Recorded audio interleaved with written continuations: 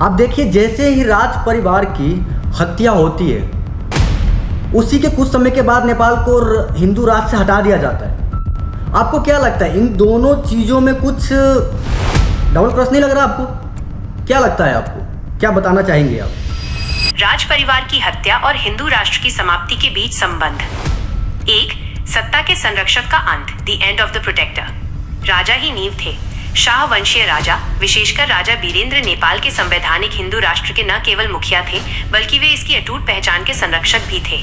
स्थिरता पर हमला। राज परिवार की हत्या ने हिंदू राजशाही की संस्थागत नींव को एक ही झटके में हिला दिया।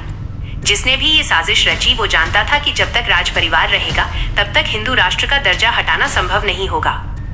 शक्ति का केंद्र हटना। राजा के हटने से राजनीतिक शक्ति का जो स्थायी केंद्र था वो खत्म हो गया।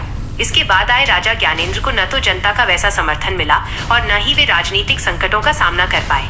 इस कमजोरी का फायदा राजनीतिक दलों और बाहरी शक्तियों ने उठाया। 2. राजशाही को हटाने का मार्ग प्रशस्त, paving the way for Republic. जनता का भावनात्मक घाव। नरसंहार ने नेपाली जनता को गहरा भावनात्मक आघात पहुंचाया। इस त्रासदी के कारण राजशाही के प्रति जो दैवीय विश्वास और सम्मान था वो कमजोर हुआ, जिससे बाद में राजशाही को हटाने का विरोध कमजोर पड़ गया। राजनीतिक दलों को मौका। ये नरसंहार उन राजनीतिक दलों, विशेषकर माओवादियों के लिए एक स्वर्णिम अवसर बन गया, जो नेपाल को एक धर्मनिरपेक्ष गणतंत्र बनाना चाहते थे। उन्होंने इस अस्थिरता का लाभ उठाकर विरोध प्रदर्शनों को तेज किया। अंतर्राष्ट्रीय दबाव का बढ़ना। नेपाल के अस्थिर होते ही उन विदेशी शक्तियों का हस्तक्षेप बढ़ा, जो नेपाल को एक धर्मनिरपेक्ष देश देखना चाहती थीं, ताकि वे अपने राजनीतिक और धार्मिक एजेंडे जैसे धर्मांतरण को आगे बढ़ा सकें। 3. अंतिम लक्ष्य, हिंदू पहचान मिटाना। सुनील जी, कई लोग मानते हैं कि राज परिवार को हटाने का मुख्य उद्देश्य हिंदू राष्ट्र का दर्जा हटाना था।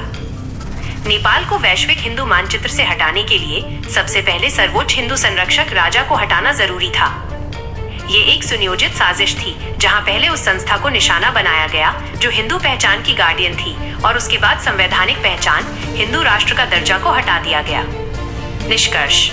संक्षेप में, राज परिवार का अंत नेपाल की संवैधानिक हिंदू पहचान की समाप्ति की पहली सबसे दर्दनाक और निर्णायक कड़ी था।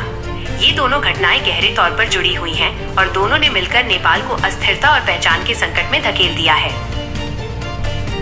जरूरी है कि हम सबको ये बात पता हो।